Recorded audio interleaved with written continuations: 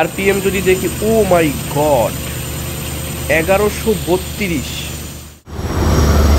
মাথা নষ্ট একটা গতি নিয়ে আগে চলতেছে লঞ্চটা। আমাদের লঞ্চের বর্তমান স্পিড হচ্ছে ঘন্টায় 21 কিলোমিটার।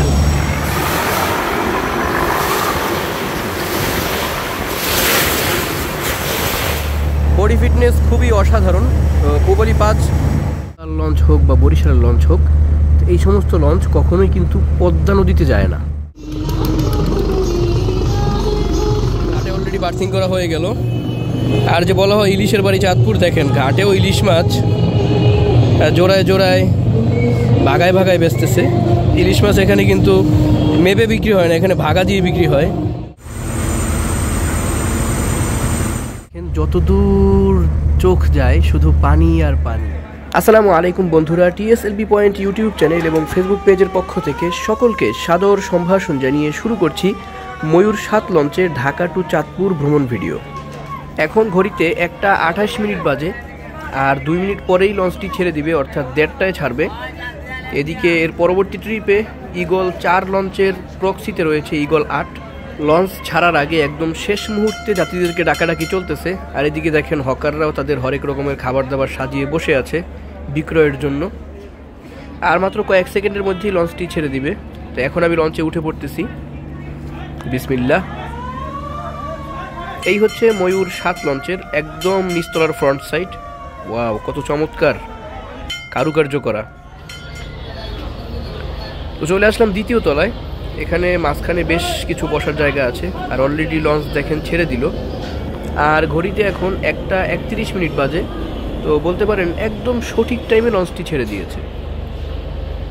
তো যেটা বলেছিলাম, দ্বিতীয় তলার মাঝখানে দেখেন কত সুন্দর বসার জায়গা করা আছে। মাঝখানে টেবিলের মতো, মানে একটা ডাইনিং টেবিলের মতো করা, এবং সব জায়গায় গাছগাছালি লাগানো আছে। এদিকে ঈগল 8। আমাদের লঞ্চ সম্পূর্ণ বেরিয়ে গেলে এই লঞ্চটাকে চাপিয়ে দেওয়া হবে, এই জন্য ইঞ্জিন স্টার্ট করা হয়েছে।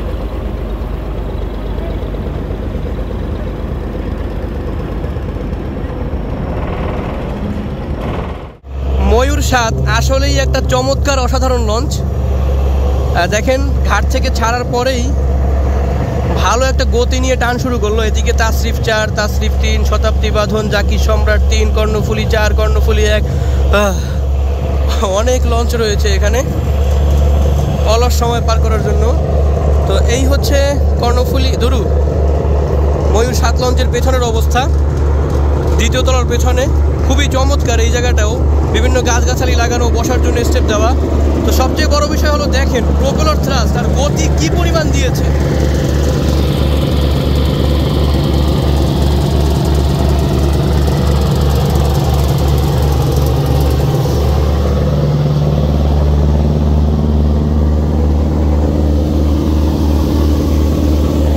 এই কারণেই কিন্তু ময়ূর 7 এবং ময়ূর 10 3 ঘন্টায় 3.5 ঘন্টায় বর্তমানে চাঁদপুরের সবচেয়ে দ্রুতগামী সার্ভিস দিয়ে যাচ্ছে। প্রপেলার থ্রাস্ট দেখলেই বুঝতে পারবেন।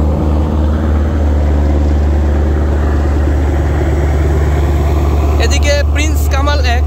তো এই লঞ্চটা পিকনিক ট্রিপে যাবে, এজন্য প্রচুর পরিমাণে পিকনিকের যাত্রীদেরকে নিয়ে এখানে এসে কি জানি কি করতেছে। এখানেও প্রচুর লঞ্চ থেমে থাকে। এই ওয়াহাব শিপিং লাইন্সের অনেকগুলো লঞ্চ, জামাল 9, জামাল 8, রায়হান 1, কামাল 1। এই পাশে আছে তরঙ্গ 7, ইয়াদ 7, মর্নিং সান 5, এই যে অ্যাডভেঞ্চার 9। ইঞ্জিন পরিবর্তনের কাজ চলতেছে এবং এখানেই সেই কাজ চলমান। পাশে আছে টিপু 13, ফারহান 4, ফারহান 6, ফারহান 8। এইখানে সবই ফারহান আর টিপুর লঞ্চ। এবং সর্বশেষ দেখা যাচ্ছে এয়ার খান 1। আর এই জায়গায় দেখেন ঢাকা, বগা, পটুয়াখালী, গলাচিপা। তো এই লঞ্চটাও পিকনিক ট্রিপে যাচ্ছে। এটা হচ্ছে এমভি বাগেরহাট 2।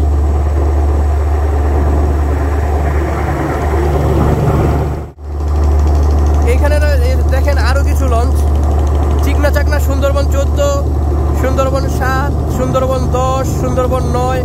ওয়াও, সুন্দরবন সিরিজের অনেকগুলো।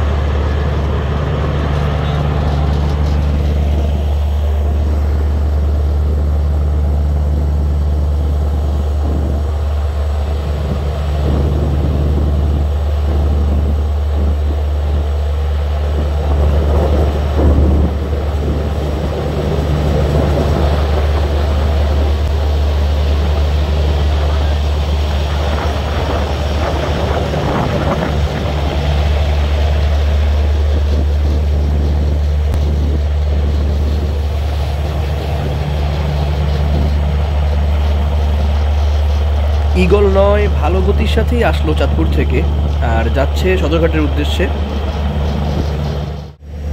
আমরা এখন হাসনাবাদ ডকইয়ার্ড অতিক্রম করতেছি আর দেখেন কুয়াকাটা 5 লঞ্চকে দেখা যাচ্ছে দৃশ্যমান।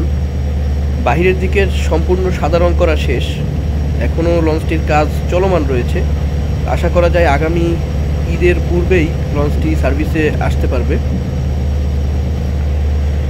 তো এই ডকইয়ার্ডে আসলে কি যে বলবো, মানে দুঃখ কষ্ট সব একসাথে হয়ে যায়। একদিকে খুশি কুয়াকাটা 5 আসতেছে, অন্যদিকে দেখেন অ্যাডভেঞ্চার 1 লঞ্চের একদম নিচের পেছনের কিছু প্লেট পড়ে আছে। এই যে অল্প একটু জায়গা দেখা যাচ্ছে, তো এটাই হচ্ছে অ্যাডভেঞ্চার 1 লঞ্চের সর্বশেষ অংশ। উপরে সম্পূর্ণ সব কিছু কাটা শেষ, তো নিচের বডির পিছনের কিছু অংশ এখন কাটা বাকি আছে। তো এই ডকইয়ার্ডে নিঃশেষ হয়ে গেল সুরভি 9 আর এখন নিঃশেষ হয়ে যাচ্ছে অ্যাডভেঞ্চার 1।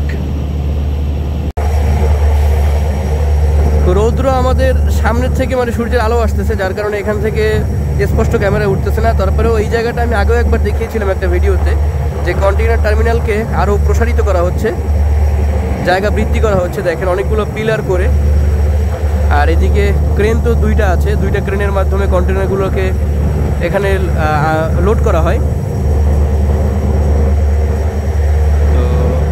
তো এই হচ্ছে কন্টেইনার টার্মিনাল। আর বিপরীত দিক থেকে একটা লঞ্চ আসতেছে, তো সেটাকেও আমাদের ভিডিওর ভিতরে ঢুকাতে হবে। তো ওই পাশে যাচ্ছি। এখন দেখা যাচ্ছে আমাদের এই বুড়িগঙ্গা রেল সেতু ক্রস করে আসলো পুবালি 5, ঢাকা কালীগঞ্জ ইলিশা রুটের চমৎকার স্টেবল একটা জাহাজ। বডি ফিটনেস খুবই অসাধারণ। তো পুবালি 5 কালীগঞ্জ ইলিশা থেকে এসেছে। দেখেন চকচক করতেছে লঞ্চটা।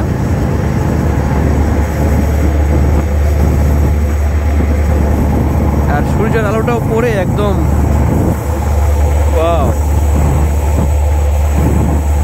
আমরা এখন রেল সেতু অতিক্রম করব, তো ভাবতেছি সামনের দিকে গেলে ভালো হয়।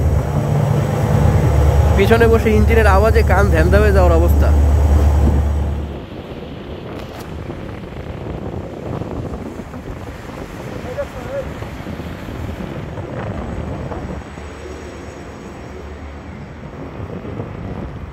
তো রেল সেতু অতিক্রম হয়ে গেল।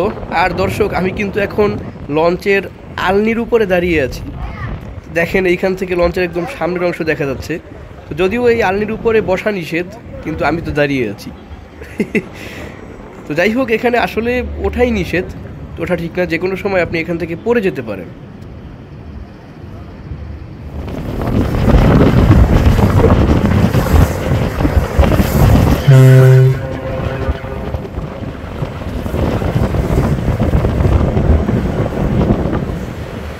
ফতুল্লা টানিয়ে সে বোগদাদিয়ার 13 আমাদেরকে ক্রস করে যাচ্ছে। দেখেন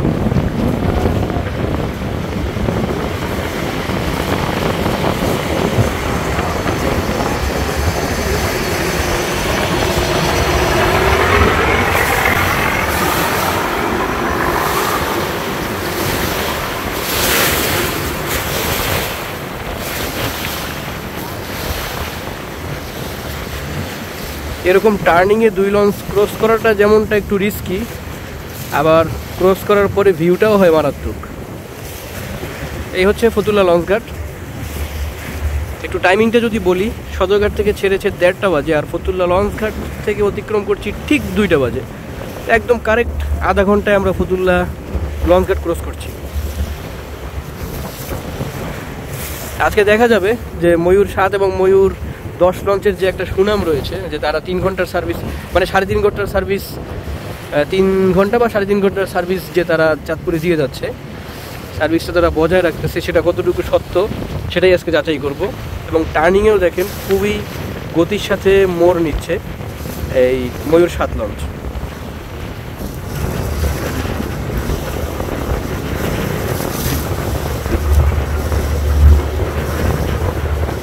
নভেম্বর ডিসেম্বর মাসে মানে পিকনিকের হিড়িক পড়ে আর কি। নিয়মিত পিকনিক ট্রিপ থাকেই, বিশেষ করে আজকে যেহেতু শুক্রবার, আবার বছরের শেষ দিকে। একের পর এক পিকনিকের জাহাজ দেখতে পাচ্ছি আমরা। সদরঘাটে দেখে এসেছি রাজদূত প্রাইম, তারপরে দেখলাম প্রিন্স রায়হান 1, তারপরে দেখলাম বাগেরহাট 2, আর এখন দেখেন এমভি শাহরুখ 2। তো আমাদের সমাজের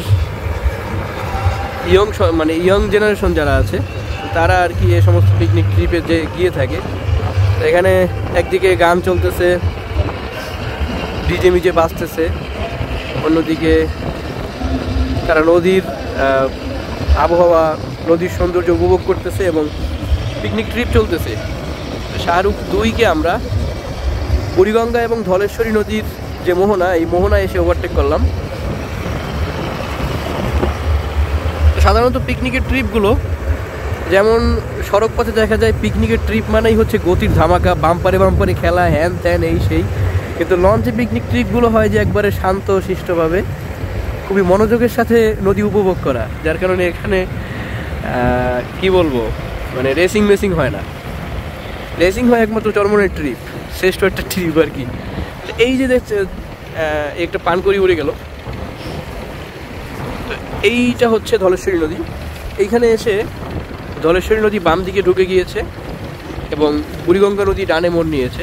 এখানে 2-3টা নদীর মোহনা, এদিকে একটা নদী আছে, এইটার নাম আমি এখন পর্যন্ত জানি না, পরবর্তীতে হয়তো জানলে জানাবো। এই ধলেশ্বরী নদী এই দিকে ঢুকে গিয়েছে এবং গ্রিন লাইন, তারপরে দোয়েল পাখি 8 লঞ্চের যে কাজ চলতেছে সেটাও এই নদীতে ঢুকলে কিছুটা গেলে আপনারা দেখতে পাবেন।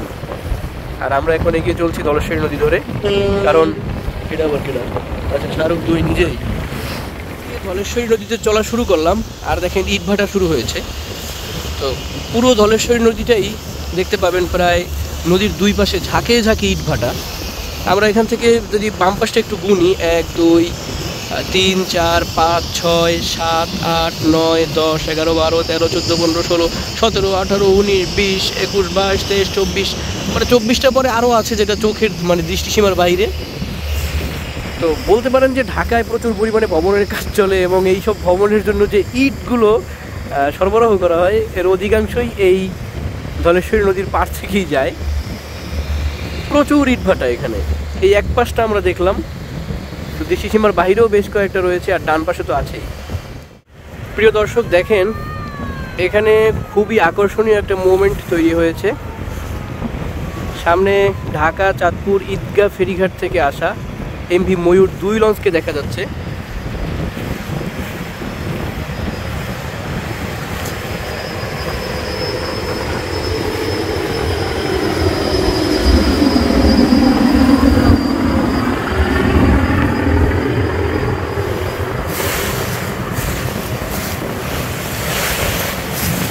বর্তমানে ময়ূর সিরিজ মানেই আগুন, প্রত্যেকটা লঞ্চ চমক দেখিয়ে দিচ্ছে। এদিকে ময়ূর 7, ওদিকে ময়ূর 2, কোনোটা কম না। তো আকর্ষণীয় মোমেন্ট কেন বললাম, একদিকে ময়ূর 2 গেল, আমরা যাচ্ছি চাঁদপুরের উদ্দেশ্যে, এবং এখন সামনে এই যে দেখে মনে হচ্ছে কিছু চিনতে পারতেছেন, কেমন যেন দেখে মনে হইতেছে সম্পদ আসতেছে। আপনাদের কি মনে হয়?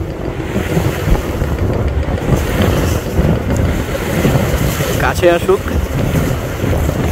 দূর থেকে মোটামুটি সম্পদের বডি মনে হচ্ছে। এখন যদি সম্পদ হয় তাহলে তো হ্যাঁ সম্পদই। তো ইলিশা থেকে ছেড়ে আসা, ইলিশার বর্তমান বুলেট এমভি সম্পদ আসতেছে।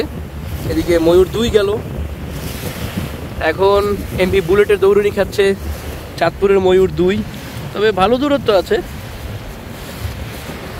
তারপরেও আশা করা যায় চেষ্টা করলে সম্পদ ময়ূর 2কে খেয়ে দিতে পারবে। দেখেন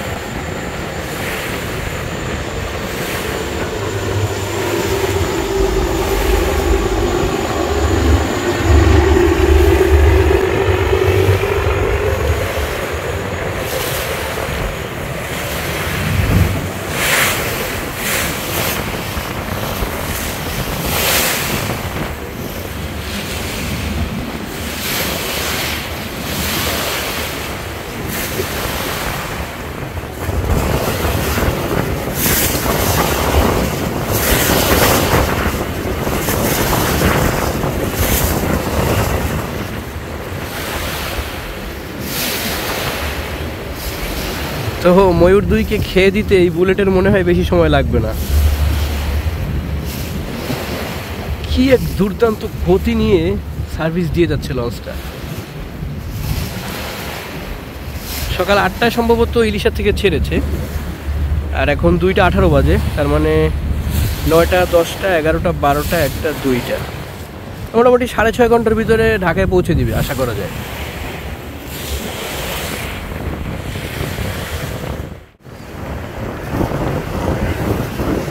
পিকনিকের হিরিক পড়েছে, হিরিক। পেছনে 4টা লঞ্চ দেখে আসলাম, ওই আর একটা এমভি অথই 1 ঢাকা দেউলা গোসেরহাটের লঞ্চ, এটাও যাচ্ছে পিকনিকে।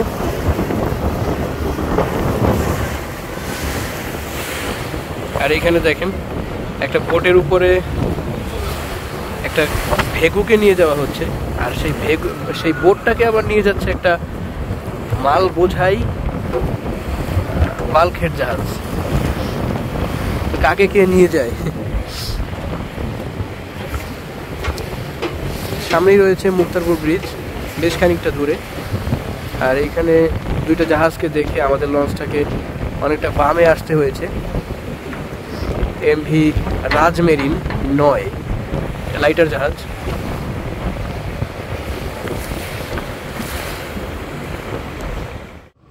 এই তারের নিচ দিয়ে অতিক্রমকালে আমার মাঝে মধ্যেই মনে হয় যে এই বুঝি লঞ্চের সাথে তার লেগে গেল।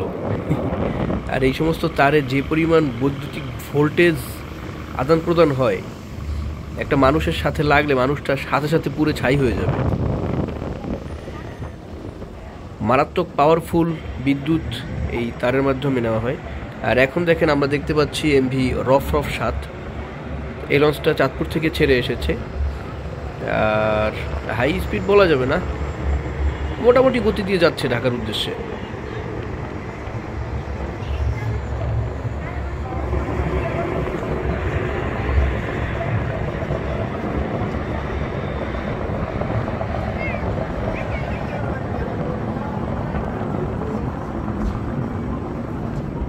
এই মুহূর্তে আমরা ধলেশ্বরী নদীর অন্যতম সুন্দর স্থাপনা মুক্তারপুর ব্রিজের নিচ থেকে অতিক্রম করতেছি। দেখেন নিচ থেকে কত সুন্দর লাগতেছে। আর আমি এখন দাঁড়িয়ে আছি এমভি ময়ূর 7 লঞ্চের আলনির উপরে। প্রিয় দর্শক, 2:40 আমরা মুন্সিগঞ্জ কাঠপট্টি ঘাট অতিক্রম করতেছি। তো সদরঘাট থেকে ছেড়ে আমাদের 1 ঘন্টা 10 মিনিটে আমরা এই ঘাট অতিক্রম করতেছি।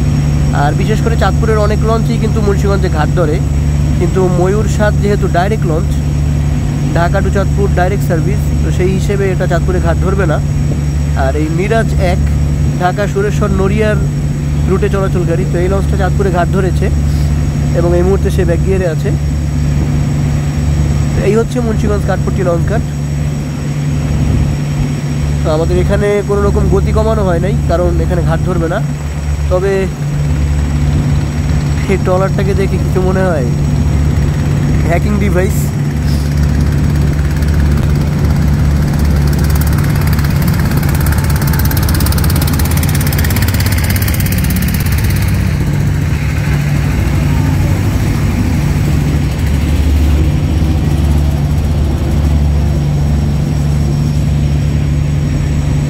ট্রলারে করে একজন জুতো পালিশকারী মানে মুচি আসলো, তো সে এখন লঞ্চে ঘুরবে এবং কারো জুতায় কোনো সমস্যা থাকলে সেগুলো ঠিক করে দিয়ে যাবে।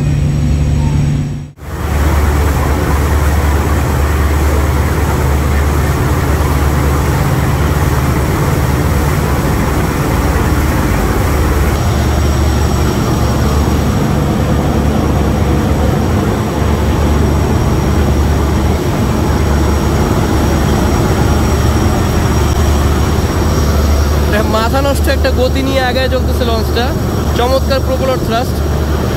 তো এতটা প্রপেলার থ্রাস্টের ফলাফল কি সেটা আমরা দেখব, এবং এখন কত কিলোমিটার গতিতে চলতেছে লঞ্চটা সেটাও দেখতে হবে, এবং লঞ্চের ইঞ্জিন কত আরপিএমে রয়েছে সেটাও আমরা দেখবো এখন। তো আগে আমরা দেখবো লঞ্চ কত কিলোমিটার গতিতে চলতেছে। দেখেন আমাদের লঞ্চের বর্তমান স্পিড হচ্ছে ঘন্টায় 21 কিলোমিটার। তো সেক্ষেত্রে বলতে পারি যে বর্তমানে ময়ূর 7 লঞ্চ ঘন্টায় 21 কিলোমিটার গতিতে চলতেছে। এবার চলে আসলাম ময়ূর 7 লঞ্চের ইঞ্জিন রুমে।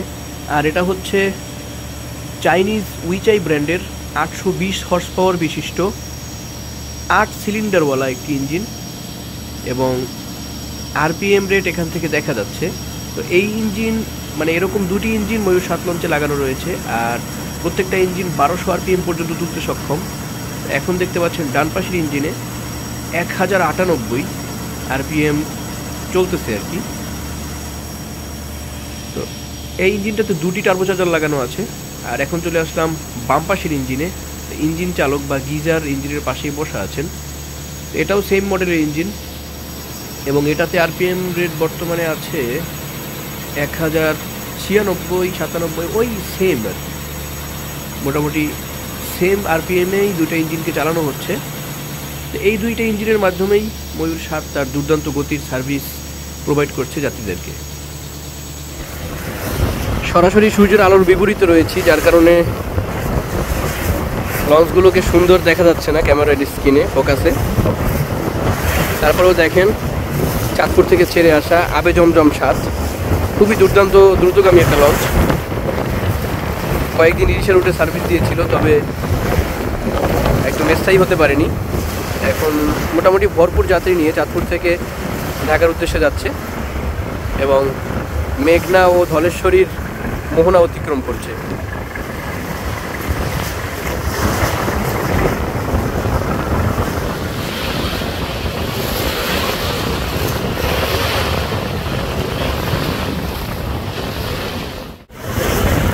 আবে জমজম 7 যখন এই ধলেশ্বরী এবং মেঘনার মোড় অতিক্রম করলো, তখন আমাদেরকে ক্রস করে যাচ্ছে কর্ণফুলী 11।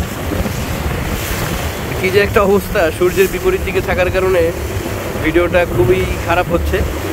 তো দেখেন কর্ণফুলী 11 কালীগঞ্জ ইলিশা থেকে এসেছে, এবং ঘড়িতে এখন 3টা বাজে। তো 3টা বাজে আমাদেরকে অতিক্রম করে যাচ্ছে, আর বাকি পথ যেতে আরও প্রায় 1.5 ঘন্টা লাগবে। ঠান্ডা লেগে গিয়েছে। আগেই বলেছিলাম যে আজকে পিকনিকের হিড়িক পড়েছে। এই দেখেন এক ফ্রেমে দুইটা লঞ্চ, এমভি প্রিন্স আওলাদ 7 এবং আল সাফিন সাত্তার খান, এই দুইটা লঞ্চই পিকনিকের ট্রিপে এসেছে, এবং একদম স্লোভাবে চালিয়ে নদীর সৌন্দর্য উপভোগ করতেছে। ভিতরে মনে হয় অনুষ্ঠান চলতেছে, আর যেহেতু লাঞ্চের টাইম, তো সম্ভবত যাত্রীরা ভিতরে বসে খাওয়া দাওয়া করতেছে। তো পেছনে 5টা লঞ্চ রেখে এসেছি, আর এইখানে 2টা দেখা যাচ্ছে। তো মোট 7টা লঞ্চ আমরা দেখলাম আজকে ভিডিওতে, যে মানে ভিডিওতে তুলে ধরতে পারলাম 7টা লঞ্চকে যে পিকনিক ট্রিপে এসেছে। এছাড়াও আরও ট্রিপ থাকতে পারে। সাধারণত একটা মানুষের নজরেই পড়লো আজকে শুক্রবারে 7টা পিকনিক ট্রিপের লঞ্চ। বুঝতেই পারতেছেন কি পরিমাণ পিকনিকের হিড়িক লেগেছে। এখন সূর্য যেহেতু আমাদের ডান পাশে, তো সেক্ষেত্রে আমাদের বাম পাশে যে সমস্ত লঞ্চ বা নদীর যে সমস্ত অবস্থাগুলোকে আমরা ক্যামেরা ধারণ করব, সেগুলো কিন্তু খুবই সুন্দর দেখা যাবে, কারণ সূর্যের আলো পেছনে। কিন্তু ডান পাশে কোনো কিছুকে ভিডিও করতে গেলেই একদম কাকেল্লা ফতে। কয়েকটা লঞ্চের ভিডিও করতে গিয়ে দেখেছেন, বিশেষ করে জমজম 7কে দেখিয়েছি যখন, পুরাই অবস্থা টাইট। তো যাই হোক, আমরা এখন যেই জায়গাটা অতিক্রম করতেছি, এই এলাকার নাম হচ্ছে বকচর। বকচর, তো এই বকচর এলাকায় অতিক্রম করতেছি।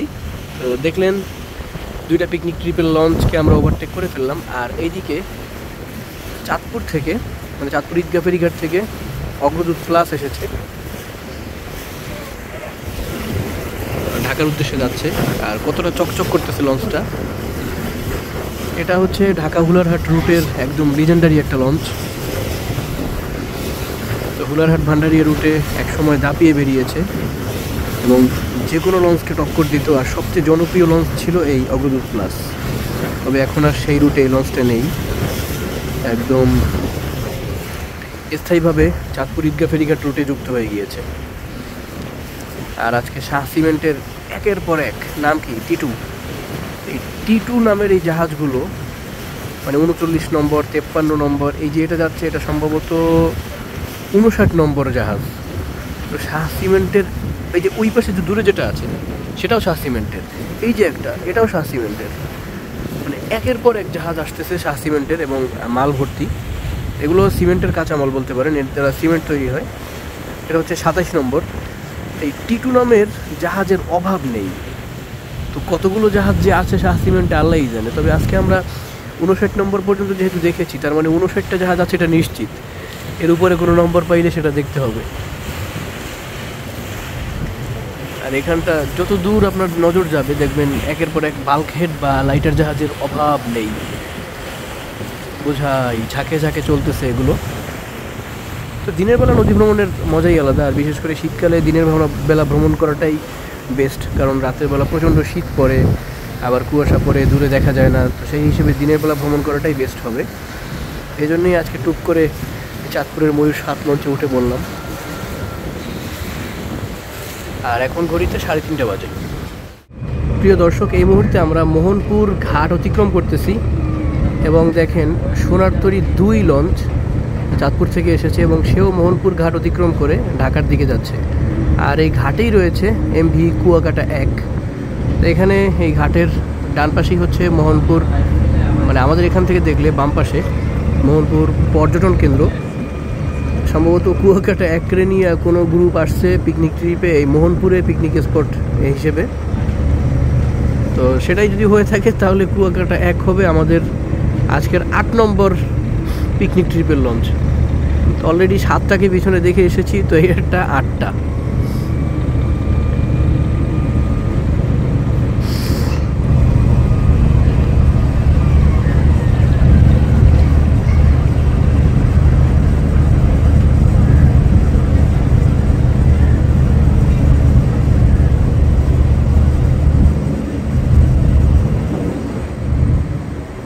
দর্শক, মোহনপুর অতিক্রম করার একটু পরেই এই লঞ্চটাও মোহনপুরে ঘাট দিয়ে এসেছে। তো এমভি নড়িয়া 2 দেখতে পাচ্ছেন, ছোটোর মধ্যে 2.5 তলা লঞ্চ। এটা নারায়ণগঞ্জ, চাঁদপুর, তারপরে সুরেশ্বর, নড়িয়া, মোটামুটি বেশ কয়েকটা ঘাট ধরে নড়িয়া পর্যন্ত গিয়ে পৌঁছাবে। আমরা খুব তাড়াতাড়ি ওভারটেক করে ফেললাম এটাকে। আর এই সমস্ত লঞ্চগুলোকে ওভারটেক করার পরেই দেখা যায় তারা পানির টানে পিছনে এসে পড়ে।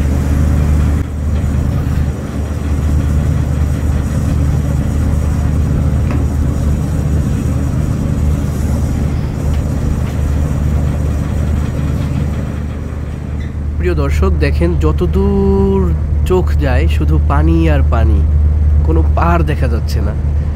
আর নদী কিন্তু একদম শান্ত। তবে এই জায়গাটা এত শান্ত হওয়া, এটা আসলেই কি মানে ভাগ্যের ব্যাপার। এটা কোন জায়গা? এটা হচ্ছে পদ্মা এবং মেঘনার মোহনা, মানে চাঁদপুরের মোহনা বলা হয় যে জায়গাটাকে। এই যে দেখেন, এইদিকে দেখাই, আরে সূর্যের আলো রে, কিছু গাছপালা কিন্তু এই পর্যন্ত দেখা যাচ্ছে। এটা হচ্ছে মনে করেন মেঘনা নদীর শেষ সীমানা অথবা শুরু সীমানা, না মানে পদ্মার শেষ সীমানা। এই স্থানে এই পারটা হচ্ছে পদ্মা নদীর এক পার এবং মেঘনার এক পার, মানে এটা কোনা। এই কর্নার থেকে ওই দিকে ঢুকে গিয়েছে পদ্মা নদী, আর এই দিকে চলে গিয়েছে মেঘনা নদী। তো পদ্মা মেঘনার পার হচ্ছে এই জায়গাটা। আর এই দিকটা দেখেন একদম যতদূর দৃষ্টি যায় শুধু পানি আর পানি, কারণ এই দিকটা হচ্ছে পদ্মা নদী। তো এখান থেকে চাঁদপুর যাওয়ার পথে যদি বলি তাহলে আমাদের ডান দিকে পদ্মা নদী ঢুকে গিয়েছে, আর আমরা সোজা চলে যাচ্ছি মেঘনায় দক্ষিণ দিকে। একটা বিষয় আপনাদের সাথে শেয়ার করি, যেটা হচ্ছে মানে অনেকে এটা ভুল ধারণা আছে, আবার অনেকে এটা জানেন। তো তারপরেও এটা বলি যে আমাদের বরিশালের লঞ্চ হোক, ভোলার লঞ্চ হোক, অনেকেই বলে যে লঞ্চটা যখন পদ্মা পাড়ি দিবে অথবা পদ্মা নদীতে যখন নামবে তখন অনেক ঢেউ হবে, মানে যে কোনোভাবেই হোক পদ্মা নদীতে লঞ্চটা যায়, এরকমটা কথা আমরা বলে থাকি। কিন্তু এই ভোলার লঞ্চ হোক বা বরিশালের লঞ্চ হোক, এই সমস্ত লঞ্চ কখনোই কিন্তু পদ্মা নদীতে যায় না। কারণ এই যে দেখতেছেন আমরা মেঘনা নদীতে চলতেছি, ডান পাশ থেকে পদ্মা নদী এখান থেকে শুরু হয়েছে, ঠিক আছে, কিন্তু ওইদিকে আমাদের লঞ্চ যাওয়ার কোনো প্রশ্নই ওঠে না। আমরা এদিকে মেঘনা থেকে আসলাম, ঢাকার থেকে, আবার এই মেঘনা নদী ধরেই চাঁদপুর এর উদ্দেশ্যে চলে যাব। যদি চাঁদপুরের লঞ্চ না হয় তাহলে চাঁদপুর ক্রস করে ভোলা যাব অথবা বরিশাল যাব, কিন্তু পদ্মায় এই দিকে ঢোকার তো কোনো প্রশ্নই ওঠে না। তবে পদ্মা নদীতে যায় ওই সকল লঞ্চ, যে সকল লঞ্চ আপনার সুরেশ্বর বা নড়িয়া রুটে চলাচল করে, তো ওই সকল লঞ্চ পদ্মা নদীতে প্রবেশ করে। তো এই জন্য এই কথাগুলো আপনাদেরকে জানিয়ে দিলাম। মানে অনেকেই মাঝে মাঝে দেখি এটা নিয়ে তর্কও করে যে হ্যাঁ পদ্মা নদীতে অবশ্যই লঞ্চ যায়, আবার অনেকে বলে যায় না। মানে এটা নিয়ে তর্কাতর্কিও হয়, এই পর্যায় পর্যন্ত যায় বিষয়টা। সেই জন্যই আমি একটু ক্লিয়ার করলাম বিষয়টা। সাধারণত বরিশালের লঞ্চ হোক, ভোলার লঞ্চ হোক, মানে দক্ষিণ অঞ্চলের লঞ্চগুলো পদ্মা নদীতে কখনোই প্রবেশ করে না। পদ্মা নদীর একদম মুখের সামনে দিয়ে মোহনা অতিক্রম করে যার যার গন্তব্যের উদ্দেশ্যে চলে যায়।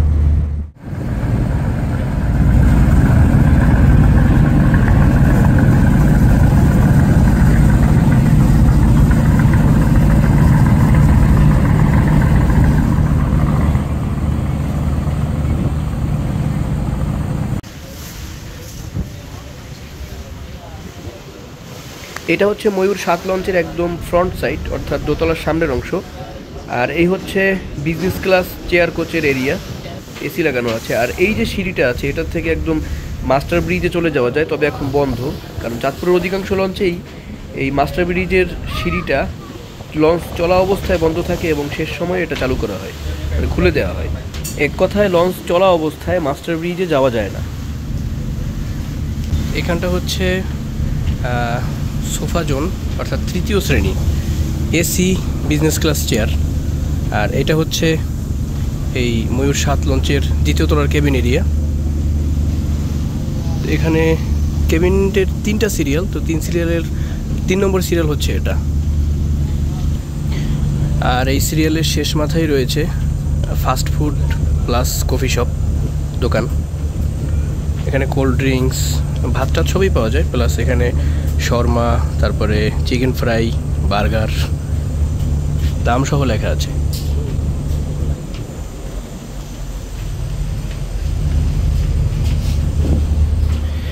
দ্বিতীয় তলায় সর্বশেষ কেবিন হচ্ছে 21 নম্বর, অর্থাৎ 221, ওটাই শেষ নম্বর। আর এটা মাঝখানের করিডোর। এটা হচ্ছে ভিআইপি জোন, ভিআইপি জোনের গেট। দুই পাশে 2টা অগ্নি নির্বাপক যন্ত্র রাখা আছে। আর মাঝখান থেকে উপরে উঠে গিয়েছে সিঁড়িটা 2 পাশ থেকে নেওয়া হয়েছে এবং চমৎকার লুকিং। সবচেয়ে সুন্দর বিষয় হচ্ছে লঞ্চের বিভিন্ন জায়গায় টপে একদম তাজা গাছ লাগানো। এদিকে 2টা ক্যানভাস ক্যালিগ্রাফি তো না, ছবি লাগানো। এখানে ময়ূর 2 লঞ্চের একটা ছবি লাগানো আছে। আর এটা হচ্ছে 2য় তলার বাম পাশের করিডোর।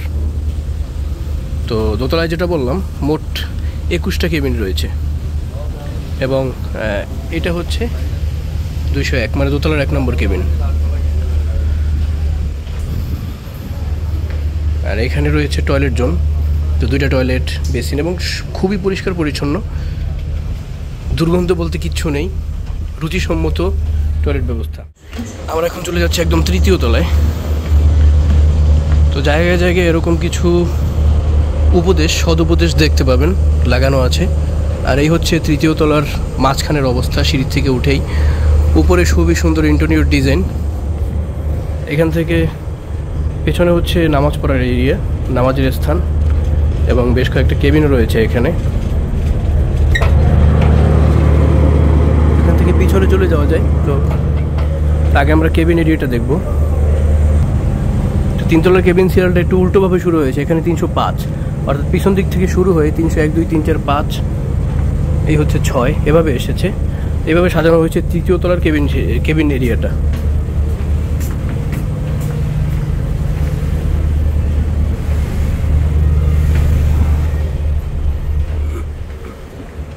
লঞ্চ যেহেতু বেশি চওড়া না, তারপরে এখান থেকে দেখেন 3য় তলার কেবিন করিডোরে ছাদের উপরে গ্লাস দেওয়া, যার কারণে মনে হচ্ছে যে বাতি লাগানো আছে, খুবই সুন্দর। এখানে 318 নম্বর, এই কেবিনগুলো আজকে বুকিং হয় নাই। তো 3 তলায় এই F2, অর্থাৎ ফ্যামিলি কেবিন আছে 3টা, F1, 2, 3। এখন আমরা ডান পাশের করিডোরটা চলে যাব। এই জায়গাগুলো সম্পূর্ণ ফাঁকা, আজকে একটা কেবিনও বুকিং হয় নাই 3 তলায়, মানে মাঝখানে করিডোরে টোটালি 3 তলায় 4-5টা কেবিন বুকিং হয়েছে। 3 তলায় মোট কেবিন রয়েছে, মানে ডাবল সিঙ্গেল মিলিয়ে কেবিন আছে 38টা, আর ফ্যামিলি কেবিন আছে 3টা, তো সব মিলিয়ে হচ্ছে 41টা। তো 3 তলায় 41 এবং নিচে দেখলাম 21, তো সেই হিসেবে 62টা কেবিন আছে মোট এই ময়ূর 7 লঞ্চে। তো এখন আমরা এখান থেকে পেছনে চলে যাব, তবে নামাজের স্থান জুতা পায়ে প্রবেশ নিষেধ, এখানে জুতা খুলতে হবে আমাদেরকে। এই হচ্ছে একদম পেছনের অংশ, এখানে আসলেই আওয়াজ বেড়ে যায়, যার কারণে গলার সাউন্ডও বাড়াতে হয়। আর সব জায়গায় দেখতে পাচ্ছেন খুবই চমৎকার কিছু একদম সজীব জীবন্ত গাছ লাগানো। এখানে হচ্ছে কেবিন এরিয়ার যাত্রীদের খাবার দাবার খাওয়ার জন্য একটা প্লেস, মসজিদ প্লাস বসার জন্য খুবই চমৎকার কিছু সিস্টেম করা আছে। আর যেহেতু মসজিদ নামাজ পড়ার জন্য অজু করার প্রয়োজন হবে, তাই এখানে অজুখানার ব্যবস্থা করা আছে। আর পিছনের অংশটা একটু দেখাই, তো প্রপেলার থ্রাস্ট সেটাও একটু দেখাবো এখান থেকে আরেকবার। পিছন থেকে তৃতীয় তলায় মানে দোতলার ছাদে ওঠার সিঁড়িও এটা, এবং এখান থেকেই সাইলেন্সার পাইপ নেওয়া হয়েছে। এই জিনিসটা অ্যাডভেঞ্চার 1 লঞ্চে প্রথমে ছিল।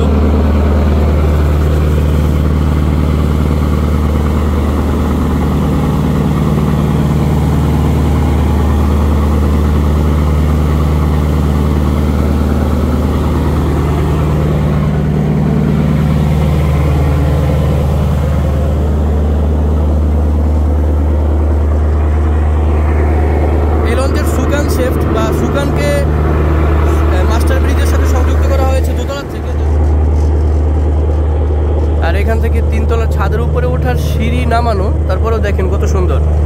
তা আমরা একদম চাঁদপুরের ঘাটের একদম কাছে চলে আসছি, অল্প সময় লাগবে আমাদের ঘাটে যেতে। তো যেটা বলতে চাচ্ছি, তো সেটা হচ্ছে ফুল টাইম অত্যন্ত দুর্দান্ত গতিতে চালিয়েছে এমভি ময়ূর 7 লঞ্চ। তো মোটামুটি কত কিলো, 22 কিলোমিটার 21 কিলোমিটার গতিতেই চালিয়েছে, এটা খুবই প্রশংসনীয়। তো আমরা এখন নিচে চলে যাব, সিঁড়িটা খুবই খারাপ।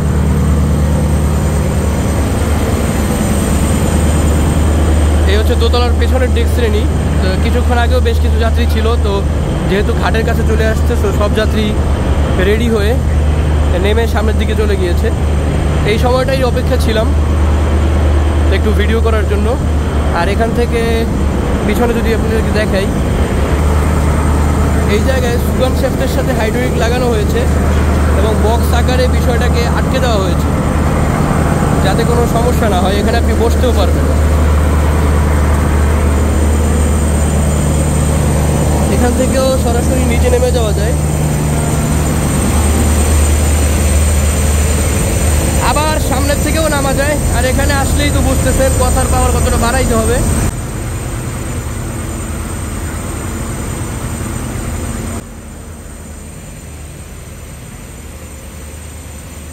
আবারও একটু ইঞ্জিন রুমে চলে আসলাম, দেখি এখন কত আরপিএমে চলতেছে ইঞ্জিন। তো প্রথমে আমরা বাম পাশের ইঞ্জিন দেখছি, আরপিএম যদি দেখি, ও মাই গড, 1132, 1131-32 আরপিএম। ভাই রে ভাই, মানে আগে দেখছিলাম যে 1092, এখন দেখেন 1132। আর ডান পাশেরটা যদি দেখি, এইবার দেখেন ডান পাশেরটা আছে 1031। ও সরি, এটাও 1100-র উপরে ছিল, কিন্তু ঘাটের কাছে যেহেতু এসে পড়েছে তাই আরপিএম কমিয়ে দিয়েছে। এখানে হচ্ছে নিচতলার দোকান, পান বিড়ি সিঁড়ি পাওয়া যায় এই জায়গায়। আর এই পাশটা হচ্ছে হোটেল। এই হোটেলে আপনি ওই চা কফি, তারপরে কী কয় ডিম পাউ রুটি এসব পাবেন এই হোটেলে। এখানে হোটেলের কাজ কাম শেষ, যেহেতু গুছিয়ে ফেলেছে সব কিছু। আর এই লঞ্চে এই দেখেন এখানে একটা এক্সট্রা প্রোপেলার রাখা আছে। তো অনেক লঞ্চে এরকম রিজার্ভ প্রোপেলার রাখা থাকে, যে কোনো সময় সমস্যায় পড়লে যাতে লাগাতে পারে। আর এই অংশটা হচ্ছে 2য় শ্রেণী, মানে ডেকের 2য় শ্রেণী। আর যারা একদম নিচে শুয়ে যায় তাদেরকে বলা হয় 3য় শ্রেণী। তো 1ম শ্রেণী হচ্ছে 2য় তলার সামনে এসি চেয়ার, আর এটা হচ্ছে ইকোনমি চেয়ার। এখানের ভাড়া একটু বেশি। তো টোটালি ভাড়া কোন জায়গায় কত সেটা আপনাদেরকে এখন জানিয়ে দেবো, এতক্ষণ জানাইনি। এটাই হচ্ছে নিচতলার ডেক শ্রেণী।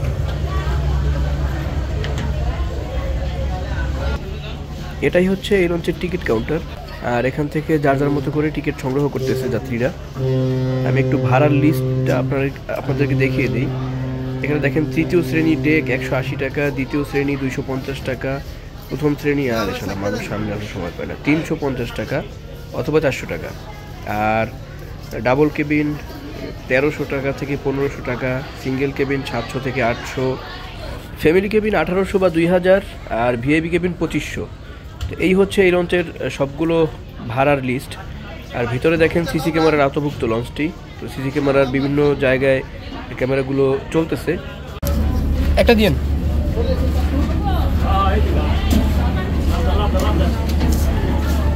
সিঙ্গেল টিকিট দেন তো একটা। লেখা আছে ময়ূর 7 সুলভ শ্রেণী ঢাকা চাঁদপুর, 180 টাকা ভাড়া। লঞ্চের নাম দেওয়া আছে। তো 200 টাকা দিয়েছিলাম, 20 টাকা ফেরত দিয়েছে। চাঁদপুর ঘাটে আমরা পৌঁছে গিয়েছি। আর এখানে দেখেন ঢাকা লালমোহন রুটের আল আরাফ 7, অর্থাৎ সাবেক অভিযান 10। তো এটাও আজকে পিকনিক ট্রিপে এসেছে। তো আজকে এটা নিলে কটা হলো, পিছনে 8টা দেখে এসেছি, এটা 9। তো 9 নম্বর পিকনিক ট্রিপ দেখলাম আজকে। আর কত পিকনিক দেখতে হবে আল্লাহই জানে। তো চাঁদপুর ঘাটে আমরা পৌঁছে গিয়েছি। তো এখন ঘড়িতে এখন 4:39 বাজে, অর্থাৎ 4:40 মিনিটেই আমরা ঘাটে বার্থিং নিয়ে নিব হয়তো। তো সেই হিসেবে বলতে পারেন লঞ্চ 1:30টায় ছেড়েছে। তো 2টা, 3টা, 4টা, 5টা তো বাজে নাই। 3 ঘন্টা 10 মিনিট। চমৎকার সার্ভিস বলতেই হবে।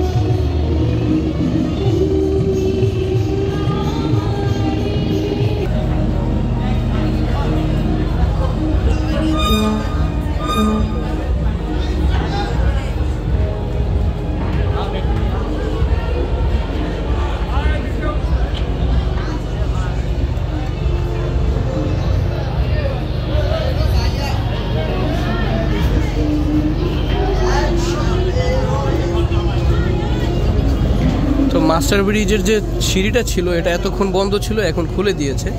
তো ওই দিকটাতেও আমরা একটু উঠে দেখি।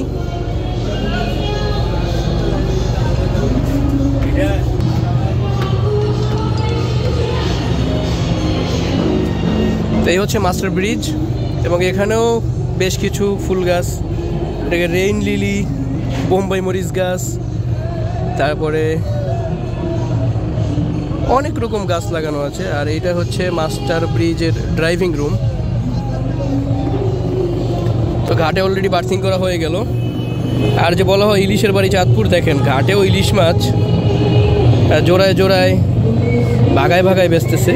ইলিশ মাছ এখানে কিন্তু মেপে বিক্রি হয় না, এখানে ভাগা দিয়ে বিক্রি হয়। তো দেখেন ভাগা ভাগা সাজিয়ে রেখেছে।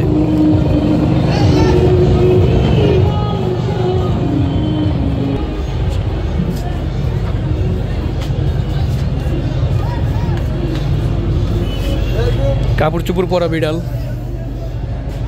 এইদিকে ছোট্ট একটা ময়ূর 7 লঞ্চ বানানো এখানে রাখা আছে। আর এটা হচ্ছে ড্রাইভিং রুম।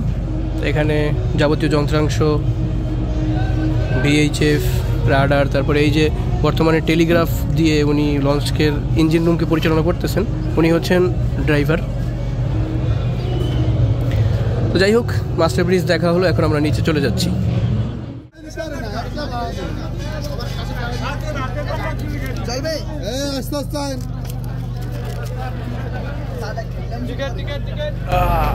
ভিড়ের মধ্যে ঠেলে ঠুলে বের হতে হবে। তো টিকিট শো করে ভিড়ের মধ্যে থেকে ঠেলে ঠুলে বের হয়ে আসলাম। তো প্রিয় দর্শক, আমরা চাঁদপুর ঘাটে পৌঁছে গিয়েছি। তো আমরা 4:45 ঘাটে নেমে এখন আবার দেখেন লঞ্চের দিকে ভিডিও করতেছি লঞ্চটাকে। তো যেটা শুনেছিলাম ময়ূর 7 লঞ্চের ব্যাপারে 3 ঘন্টা 3.5 ঘন্টায় সার্ভিসটা দিয়ে থাকে তারা, তো সেটা একদম হাতে কলমে আজকে পেয়েছি। আজকে মোটামুটি 3 ঘন্টা 10 মিনিট বা 3 ঘন্টা 12 মিনিটের ভিতরে আমাদেরকে চাঁদপুর ঘাটে এসে পৌঁছে দিয়েছে। একদম পারফেক্ট একটা জার্নি ছিল, আর তার গতিশীলতা এবং ভেতরের পরিষ্কার পরিচ্ছন্নতা সব মিলিয়ে লঞ্চটাকে একদম 10-এ 10 দিয়ে দিলাম। 10-এ 10 পাওয়ার মতো চাঁদপুরের বর্তমানে এই ময়ূর 7। আর ময়ূর 10-এ যেহেতু আমার ভ্রমণ হয় নাই, তো সে ব্যাপারে আজকে আর এই ভিডিওতে নাই বলি। তো দর্শক, যারা যারা ভিডিওটি শেষ পর্যন্ত দেখলেন অসংখ্য ধন্যবাদ জানাচ্ছি আপনাদেরকে। তবে এখনও লাইক, কমেন্ট, সাবস্ক্রাইব, শেয়ার এগুলো না করে থাকলে ভাই এসব ব্যাপারে কিপটামি না করে দ্রুত লাইক করে দেন, আর সাবস্ক্রাইব না করে থাকলে সেটাও করে ফেলেন, এবং কমেন্টে জানিয়ে দিন আপনি কোথা থেকে দেখতেছেন, কী টাইপের ভিডিও দেখতে চান, এবং আমাদের আজকের ভ্রমণটি আপনাদের কাছে কেমন লাগলো এগুলো কমেন্টে জানিয়ে দিবেন। আর আপনাদের লঞ্চ প্রিয়, ভ্রমণ প্রিয় বন্ধুদের নিকট আমাদের ভিডিওগুলো শেয়ার করে দিবেন। তো আজকের জন্য এই পর্যন্তই থাকলো, দেখা হবে পরবর্তী কোনো নতুন ভ্রমণ ভিডিওতে। ততক্ষণ পর্যন্ত সুস্থ থাকবেন, ভালো থাকবেন, বেশি বেশি লঞ্চ ভ্রমণ করবেন। ধন্যবাদ সকলকে, আল্লাহ হাফেজ।